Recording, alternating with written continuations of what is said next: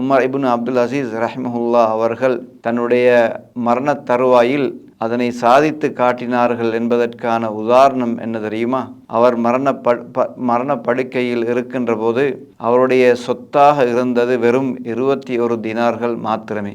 அப்போது அவர்கள் சொன்னார்கள், என்னுடைய இறுதி கிரிகைக்காக 10 தீனார்களை வைத்துவிட்டு என்னுடைய பிள்ளைகள், அப்போது அவர்களுக்கு 11 பிள்ளைகள் இருந்தார்கள், சொன்னார்கள், இந்த 11 தீனாரையும் அவர்களுக்காக பங்கிட்டு கொடுங்கள் என்று சொன்னபோது பக்கத்தில் இருந்தவர்கள் கேட்டார்கள், அமீருல் முஃமினீனே, ஹலீஃபாவாக இருந்தும் கூட உங்களுடைய பிள்ளைகளுக்காக நீங்கள் எதனையும் சேர்த்து வைக்கவில்லையா என்று கேட்டபோது சொன்னார்கள், நான் பிள்ளைகளுக்கு சேர்த்து வைத்தது நல்லொழுக்கத்தை தான். அவர்களுக்கு நான் சல்லியை கொடுக்கவில்லை, பணத்தை கொடுக்கவில்லை, ஆனால் நல்ல மனிதர்களாக வாழ்வதற்கான வாழ்க்கை பாடத்தை கற்றுக் கொடுத்திருக்கின்றேன். எனவே அந்த பாடம் நிச்சயமாக நான் இல்லாத போதும் கூட அவர்கள் இந்த உலகத்தில் சிறந்த மனிதர்களாக வாழ்வார்கள். மாற்றமாக வாழ்க்கை பாடத்தை ஒரு தந்தை படித்து கொடுக்காமல் வெறுமனே சல்லியை கொடுத்து விட்டு நான் சென்று விட்டால் அந்த மனிதர்கள், அந்த என்னுடைய வாரிசு, அந்த சல்லியாலேயே பணத்தாலேயே அழிந்து விடுவார்கள் என்று சொன்னார்கள். அன்பார்ந்தவர்களே, வரலாறு என்ன சொல்வது தெரியுமா?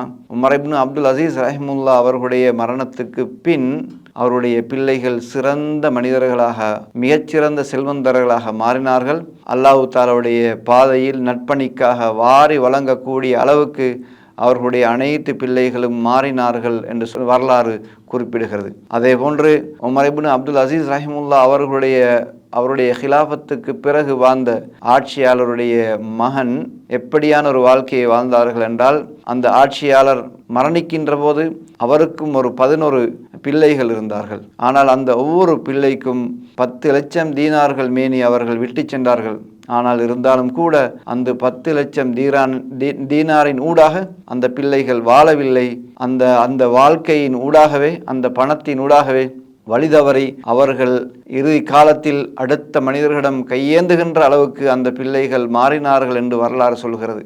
எனவே அன்பார்ந்தவர்களே, ஒரு பிள்ளையை நாங்கள் ஈண்டெடுத்தோம், அவர்களை நாங்கள் உணவூட்டி வளர்க்கின்றோம் என்பதை தாண்டி எப்படி அவர்களுடைய உடல்களை நாங்கள் கவனிக்கின்றோமோ அதேபோன்று அந்த பிள்ளைகள் எங்களுடைய மரணத்துக்கு பின்னரும் கூட சிறந்த ஒரு வாழ்க்கையை வாழக்கூடிய அளவுக்கு அந்த பிள்ளைகளுக்கு நல்வழி காட்டக்கூடிய பொறுப்பு, கடமை ஒரு தந்தைக்கும் ஒரு தாய்க்கும் இருக்கின்ற என்ற இந்த பாடத்தை நாங்கள் உமர் இப்னு அப்துல் அசீஸ் ரஹிமுல்லா அவர்களுடைய வாழ்க்கையிலிருந்து படித்து கொள்கின்றோம்.